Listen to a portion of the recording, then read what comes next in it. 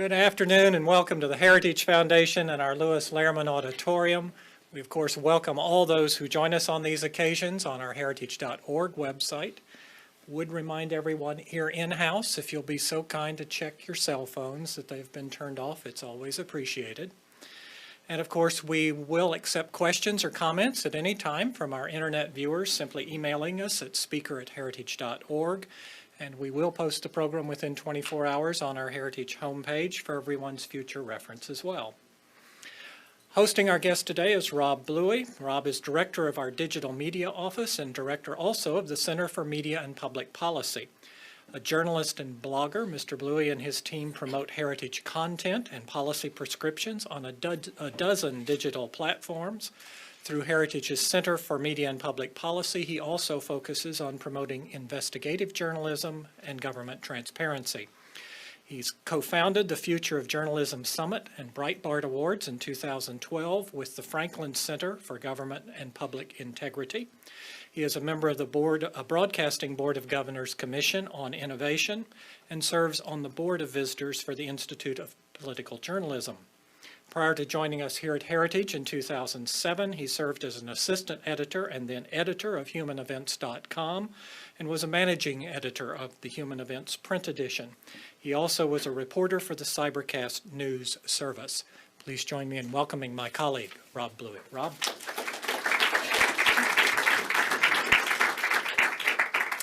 Thank you, John. Thank you all for joining us today. There are a few conservatives who understand the American left better than David Horowitz, and that's because he was one of them. And not just any rank-and-file progressive, but a founder of the New Left in the 1960s and an editor of the magazine Ramparts. And as a result, David brings to us a unique perspective about the progressive left that is vital to understanding the political debates that are playing out in America today. If conservatives are going to achieve policy victories in the future, we certainly need to recognize the challenges that we face, and David will help us do that today. On top of that list, of course, is the American left. And David has chronicled in a number of books, the progressive left and American politics, including works like Destructive Generation, Radical Sun, Art of Political War, and Indoctrination U. These books and others have traced David's own ideological odyssey from the left to the right and have provided a blueprint for winning on the political battlefield. In 1988, he created the Center for the Study of Popular Culture, which was later renamed the David Horowitz Freedom Center. Its mission is to defend the principles of individual freedom, the rule of law, private property, and limited government, not unlike the Heritage Foundation. It also defends free societies in the war against their enemies and tries to reestablish the academic freedom in American schools. David's team oversees two very important projects, FrontPageMagazine.com and Discover the Networks, an encyclopedia of the political left and its networks. David is joining us to talk about his new book, The Black Book of the American Left. It is the first of his 12-volume collected writings. This book reflects on his years associated with the left and the radical figures that he collaborated with at the time. Please join me in welcoming David Horowitz. Thank you. It's a pleasure to be back at Heritage, a great conservative institution. Ever since I came into the right and observed a political scene from a different vantage, it's always impressed me that whenever I see or usually see a conservative and a leftist or a progressive or a Democrat and a Republican squaring off, it's something like Godzilla versus Bambi. They call us racists, sexists, homophobes, imperialists, and we call them liberals. What are these people liberal about except hard drugs and sex and spending other people's money? And giving criminals the third and fourth and 15th chance. They're bigoted people, and that's because they're so self-righteous. They're unscrupulous, they're shameless, and the last thing they are is tolerant. My parents were card-carrying members of the American Communist Party, and therefore they were part of what was actually a vast conspiracy orchestrated from Moscow and dedicated to the overthrow of the whole American system and its replacement with a Soviet America. Of course, they called themselves progressives. That's the way they were. I never heard my parents refer to themselves as communists. Progressives. Liberals came much later, but it's back to progressives now. This book represents, it's the first of 10 volumes. It appears that I've written over 1.5 million words, and they all are about the same thing. They're all about the political left. When I came into the right, I saw that conservatives do many things really well. Conservatives understand the founding, they understand the economy. This institution in particular does policy well, but there are quite a few policy tanks. My center is not a think tank, it's a battle tank. What conservatives and Republicans don't do well is to fight the dedicated enemies of the system that has given us all the blessings that it has. And this book, and the books that will follow, I felt were worth putting together because they're about this left in a way that no other book is or will be. I mean, it took, I dread to give, I shouldn't give my enemies, although they prefer to ignore us, ammunition, but it's monomaniacal in this sense. I write in the introduction, there was the famous, I guess it's just a fragment from Archilochus, the Greek philosopher, that there are hedgehogs and foxes, and the foxes know many things, and the hedgehogs know one thing. Well, I am a hedgehog. It's very important to understand the mentality of the left, because in politics, as you know, I mean, probably the principal cause of distress in human affairs is the fact that people lie. Everybody lies. Some people make little lies. Some people make very big lies. We have a compulsive, habitual, and the most brazen liar in our history in the White House today. But that definitely messes with your head when you're trying to think about who you're facing and what to do about it. So as I say, my parents called themselves progressives. When I was young, Stalin was alive.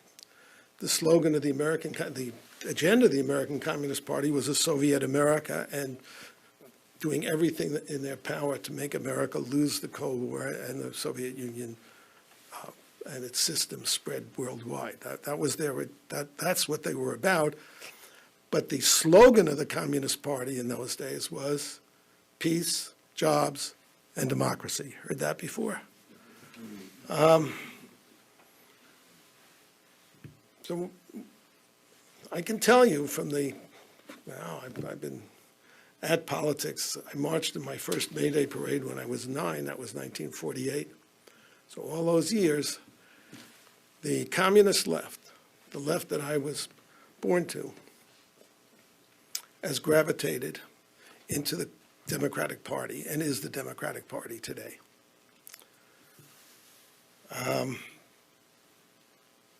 Should be obvious, shouldn't it? Valerie Jarrett, David Axelrod, the two key presidential advisors who shaped Obama's whole political career, were born into the communist left. Like Obama, who was born into the communist left, trained in the communist left, graduated to the communist new left.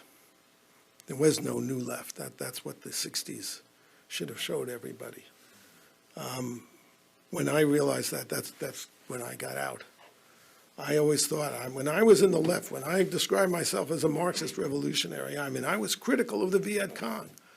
I mean, by the way, I despised Billy Ayers when I was a Marxist revolutionary because he was a rich, snot-nosed, irresponsible twit and an ignoramus, which he remains today. But that didn't prevent me from working to undermine this country and to cause it to lose the Vietnam War. or to really to betray the Vietnamese is what we did.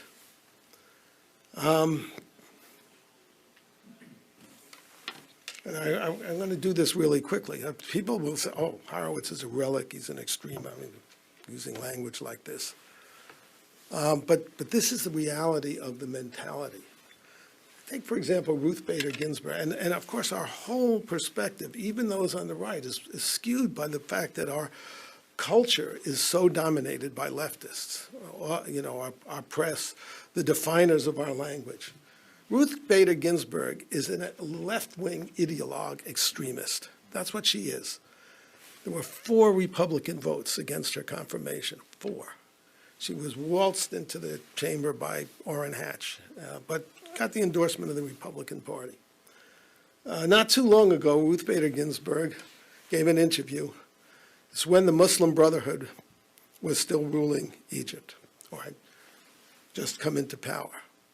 Now, what the Obama administration has done, which is to be a shill for the Brotherhood, would be tantamount to Franklin Roosevelt aiding Hitler's rise to power, sending him, whether they didn't have jets in those days, an air force, and $1 billion in aid. That's what the Obama administration has done. But not only is the left, and by that I mean the Washington Post, the New York Times, ABC, NBC, covering for him, but even conservatives are, they're tongue-tied in talking about this administration the way it needs to be talked about. And the reason is that conservatives mind their reputations, and they understand that if they do talk like that, they'll be pushed or portrayed as on the extreme and so forth. Ruth Bader Ginsburg was interviewed and about Egypt's going to get a constitution. Well, if the Muslim Brotherhood is running Egypt, what's the constitution? What's the motto of the Muslim Brotherhood? The Quran is my constitution. So it's all lies. And of course, Hillary, the idea that Hillary could be regarded as a prospect for president when she's done what she's done as Secretary of State is mind-boggling. We live in a surreal world, is what that means. So anyway, she said, in recommending a constitution to the people who already have one, which was written in the 7th century and hasn't evolved an inch since then, was, well, don't use the American Constitution, it's old. This is the way they think. It's old. It's just a piece of paper that was written 250 years ago, has had obviously no influence on the prosperity and freedoms that we enjoy, I guess. It's old. We need a living Constitution. They hate the Constitution. Why? Because Madison designed it to thwart the left. It's right there in Federalist 10. Redistribution is communism, and he said it was designed to thwart wicked projects like redistribution of income and taking away property. The American Constitution is old, she said. Try the South African Constitution. I was in South Africa when Mandela was released. I interviewed the left there. Their mentality, and that is the ANC, which is run by the South African Communist Party, which are the designers of the Constitution. Their mentality was Stalinist in the 30s. And as a leftist, I'm well aware of the gradations and the little revisions and so forth that go on through time. What is the South African? It's like the Stalin Constitution, this 1936 Soviet Constitution. It's all about your right to this and your right to that. You have a right to an environment free of violence. It's what Madison called, he called them parchment rights, but for people who don't get what parchment is, paper rights. They're meaningless. South Africa has 7 times the murder rate as the United States. It's the rape capital of the world. And typical of the left to conduct the international divestment of South Africa, topple what was actually the de Klerk regime it's the regime that freed Mandela and could have plotted a decent future for this country, But no, the American left decided to blow up the South African regime, put the communists in power, and then forgot about it, just the way they forgot about the Vietnamese when they were being slaughtered by the communists. I've compared in Gatsby, Scott Fitzgerald the way he describes the rich is they break things and leave other people to clean up their messes. That is a perfect description of progressivism. Okay, so the Constitution, it's all these phony rights. And then there's actually a phrase in the Constitution, I'm going to quote this, you won't believe that it's there, but it is, discrimination is unfair unless it is established that it's fair. Swear to God, that Orwellian phrase. And property rights, the Constitution protects property rights, which property can only be expropriated, they use the Marxist term, expropriated, if it can be shown that this will be a universal good. So it's a communist constitution. Now, it's not just that Ruth Bader Ginsburg, this left-wing extremist ideologue who's portrayed as some kind of a liberal moderate by us as well as by them. Not only that she endorses this communist constitution and prefers it to ours, this is the battle in the world today, people. Not only does she do that, but what do her so-called liberal colleagues do? Is there a dissent? Did the other communists on the Supreme Court, Kagan and Sotomayor, say anything? Well, of course, Sotomayor they weren't there yet. But have they said anything? No. Breyer? No. Any Democrat? No. What does that tell you? I mean, you can call it the Popular Front. You know, I don't care. They're communists and they're fellow travelers and dupes.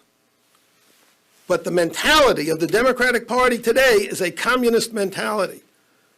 The left has learned from the 60s. In the 60s, we said, we actually were rebelling against our parents who pretended to be Jeffersonian Democrats. That's what they said when they were called, when they were in court, when they were called before hearings. They're Jeffersonian Democrats. No, they're not. They're Marxist communists. That's who they are. We in the 60s didn't want to pretend that. Remember, Jerry Rubin showed up at the HUAC committee hearing dressed as an American revolutionary. We're revolutionary. We want a revolution, and we want it now. That's what we said. And that was actually very decent of us because it warned people what we were about. And that's one big reason why the 60s failed in the 60s and has succeeded in the last decade in taking power in this country. That's what this is about. This is the triumph of the 60s, which is the triumph of the communist left in America.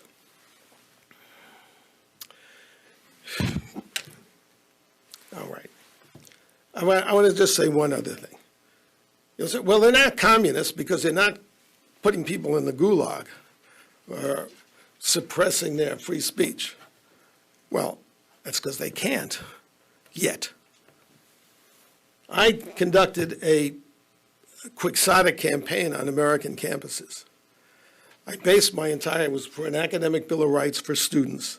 I based the entire campaign on the 1915 AAUP, American Association of Universities Professors, famous classic statement on academic freedom. And all it said was that students should be presented when there's a controversial issue, which is the entire liberal arts division. That's all it's about, is controversial issues. There should be two sides presented, at least, fairly, and the students should be left to make up their own minds. And they should have required readings on both sides. That's all I said.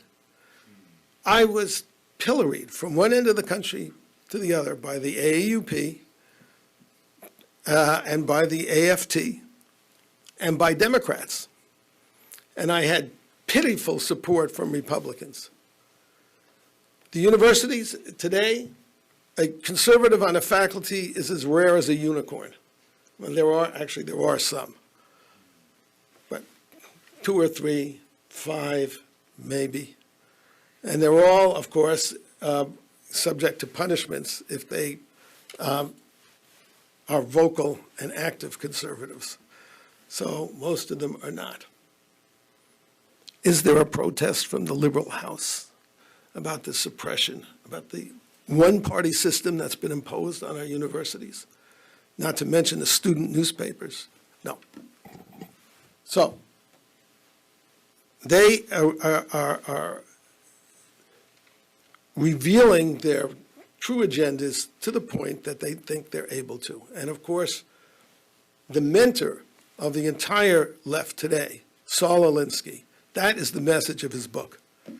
Don't telegraph your agendas. The 60s made a big mistake. They didn't lie about what they wanted. We lied about a lot of other things, but we didn't lie about what we wanted. Don't make that mistake. That's Alinsky's book. You do what you can. So, you got Obamacare. You sell that, you say you want to cover the uninsured. The one thing it's not going to do is cover the uninsured. But everything else about it is a lie, too. They've lied about everything. Because the true agenda is to create they really want a single payer. We know that. Why do we enable them by calling it single payer? It's communism. Is it not? The state is your health care provider. The state. They can take it away. Somebody who provides it can take it away. What's freedom? What freedom do we have left if the state controls our health? That's what it's about. That's why they have risked everything. If there's a God that intervenes in history, they're going to go down big time in this next election. It will be a tsunami that will drown that party for a generation. But that's only if there's a God who intervenes in history. So, there are 4 features of the leftist mentality. You know, even Khrushchev was critical of Stalin at a certain point after Stalin was dead. You know, it doesn't take anything for a leftist to say, they'll say down with communism. We are democratic socialists. Yeah. The first characteristic, the first thing that divides, and this is the fundamental divide of our century and of the last century and of the modern age, really, is that people on the left are all Rousseauians. Rousseau famously or infamously said that man is born free but is everywhere in chains. Society did it. That's basically the message there. That people in a state of nature, they get along, they are not greedy, they don't lie, they're not vain, they're not driven by their ego. I mean, this is such a crock. I mean, how could anybody believe this? But everybody on the left basically does. Basically does. That's why they think government can solve problems. Government, the creator of slavery, segregation, wars, whatever. Why can government, how can people, you take the people who are lying and stealing and cheating and oppressing, and you give them lots of power, and they're gonna fix everything. No, they're not. They're gonna go on being who they were when they weren't in power. Only much, much, much, much worse. And that's what we see, before us. Conservatives understand that the root cause of social problems is us. We're the problem. That's why it's never been solved. We are the problem. And therefore they devised, the brilliant founders devised a system to check us and make it really difficult to change things and really difficult to tyrannize over our fellows.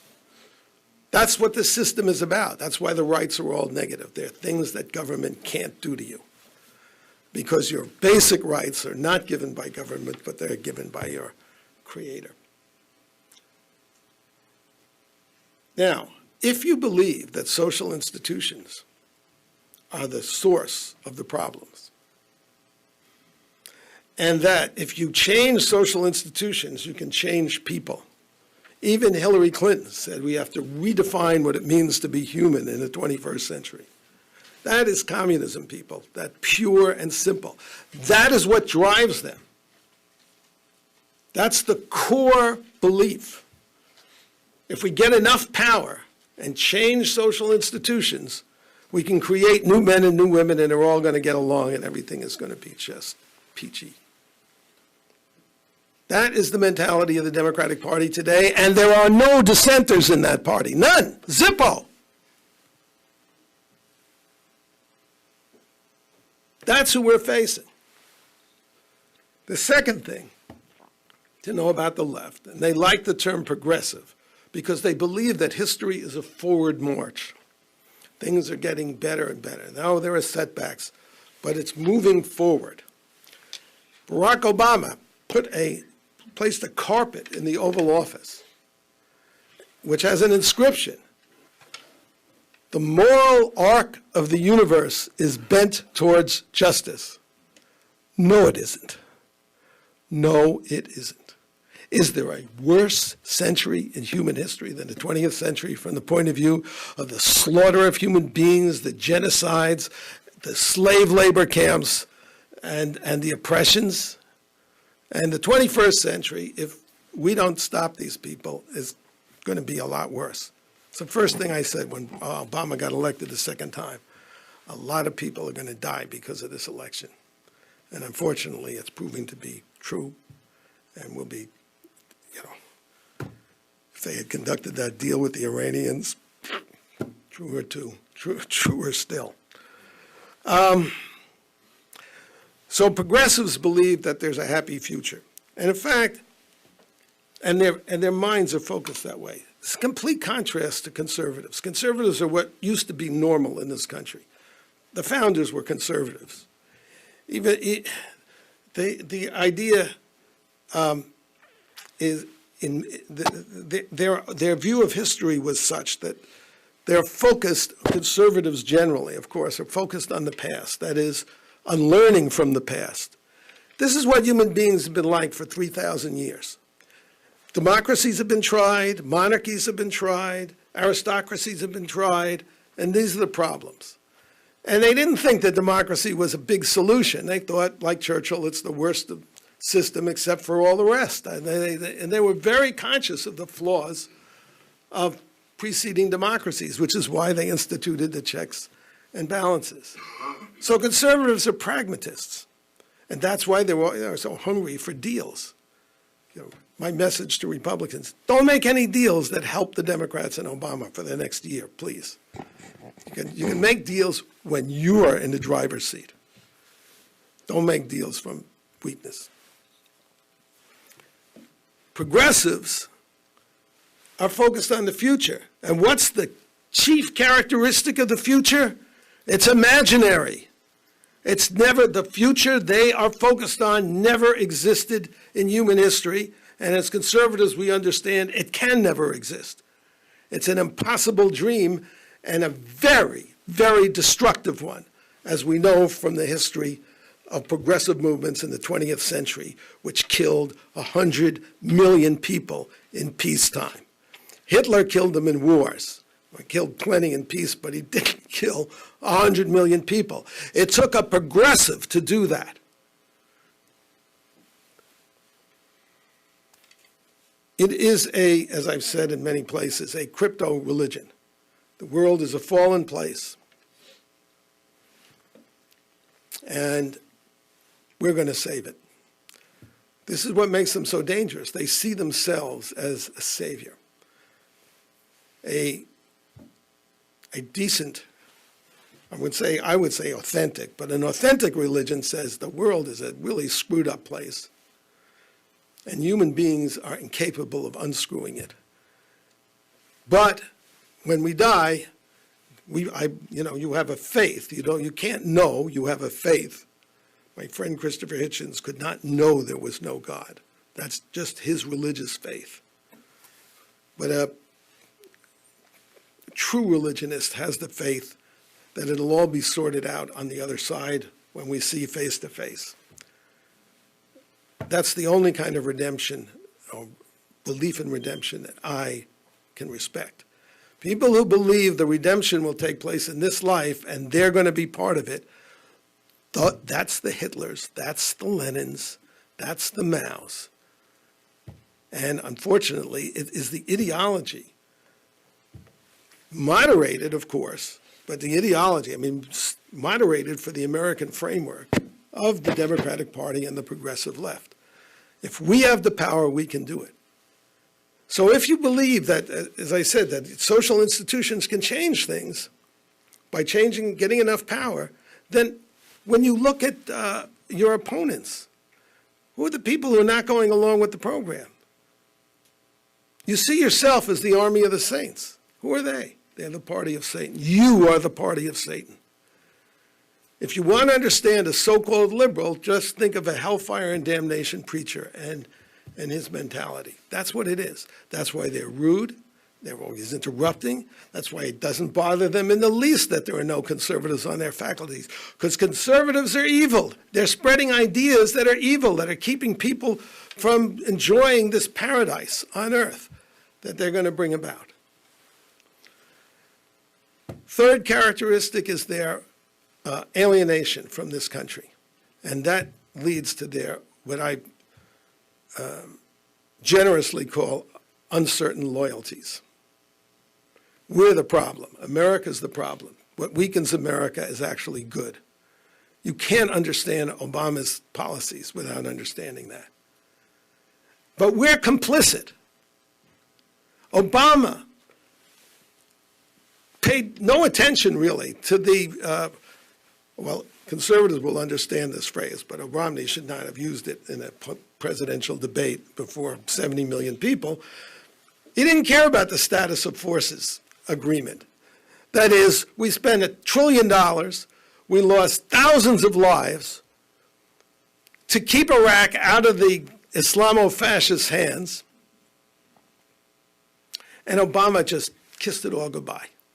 We don't have a troop there, we don't have a base there, and anybody hear the apologies from all the Democrats and leftists who said it was about blood for oil?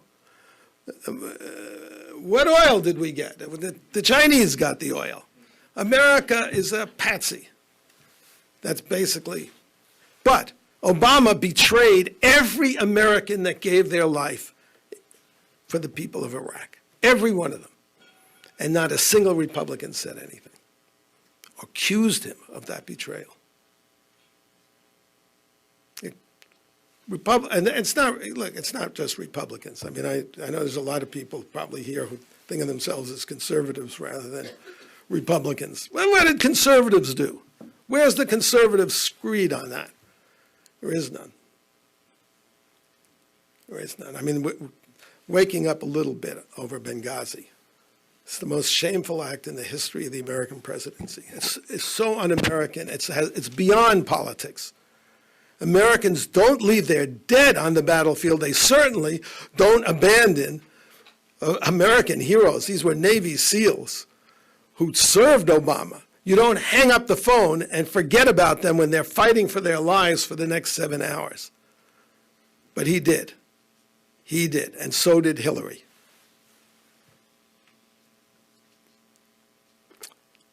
And the fourth, all right, the fourth characteristic, of course, is that they lie. And it's not like politicians spinning. It's not a lie to cover up that you were having sex with an intern in the White House. That's not the lies I'm talking about. You cannot be a leftist without lying, and lying about the most basic strategic facts of who you are. Leftists may be well, they are delusional because they believe in this social justice at the end of the rainbow, the kingdom of heaven on earth that they're going to bring about. I mean, how arrogant is that? But they're delusional, but they're not stupid, which is why my parents called themselves progressives. And my mother, of course, was a registered Democrat. Why do you call yourself progressive? It's the same reason that, now, I don't want to upset anybody who is a true believing libertarian, but a lot of people say I'm a libertarian rather than a Republican, particularly in Hollywood. It's safer. You cannot telegraph your agendas. If you know, I'm sitting there with a, of course I'm like Tiresias, I guess, who was, you know, he spent 7 years as a woman, so everybody was always coming to him for advice. I see Nancy Pelosi, when Obamacare was passed, beaming and saying, you know, first we did was, I guess it was first was Social Security. And my conservative mind says, bankrupt. And she goes, and then Medicare, bankrupt. And now we're going to triple or quadruple down. I mean, you never know that. All those figures they put out in the beginning are lies. It's probably 10 times what they say it's going to cost. How can you be so delusional? Because in her mind, these are just building blocks of the socialist America. That's what it's about. That's the agenda of Obamacare. I never thought I would live to see the day when I would say that we are on the, I don't want to make this overly dramatic, but we're within reach of a totalitarian state in this country. If you are prepared to use the IRS to punish your political opponents, and trust me, I mean, when the Clintons were in power, they were doing it too, but not only is Obama behind that, but he's promoted everybody that's involved in it. If you are willing to use the IRS to punish your opponents, if you have a healthcare system which controls, that's what it's about, the services that you provide to people to save their lives and the lives of their loved ones, and you have a spy agency that knows everything that's going on, you don't need a secret police to destroy any opponent. It's right there at his fingertips. And obviously, he doesn't care, or he does care. He's protecting it. Who has he fired? How do you understand this mentality except that this is a communist in the White House? Somebody who was brought up by communists, trained by communists. Stanley Kurtz has written an absolutely definitive book on Obama's history as a radical and his training and his mentality. You can't understand it any other way, and the people around him. But what's truly frightening is that the Democratic Party is on board for this, and I understand there's all kinds of self-interest for people running for office and so forth. And then you have the Soros, who has put together a coalition of the true communist left, like the new mayor of New York, elected by the Workers' Families Party, which is a Hillary supporter. Richard Poe and I wrote a book called The Shadow Party, which has all this, you know, in there. It was written years ago. Soros has put together a powerful political and coalition financially that goes from the Occupy Wall Street left, these Occupy Wall Street lunatics are creatures of the Obama administration, the Center for American Progress, the SEIU, the communist unions. We're in trouble as a country. These are very, very dark days for this country. Now, I'm going to conclude here, but not to depress you all. There's been an earthquake on the conservative right since I came into it. The first thing that looking with the eyes of a leftist, recent leftist, at the conservative side, I said, where's the Army? Where's the ground war? Where's the SDS? Where's the MoveOn.org? Where are the unions? All these forces for communism on the left that have pushed the Democratic Party from the McGovern days. It started with McGovern. It took 40 years, but have taken over that party. And there was none. And it's not like 5 years ago where you couldn't find 3 conservatives agreeing to march on Washington because they look at each other and say, what are we, collectivists? That's what they would say. And now there have been 100,000. The Tea Party is the earthquake.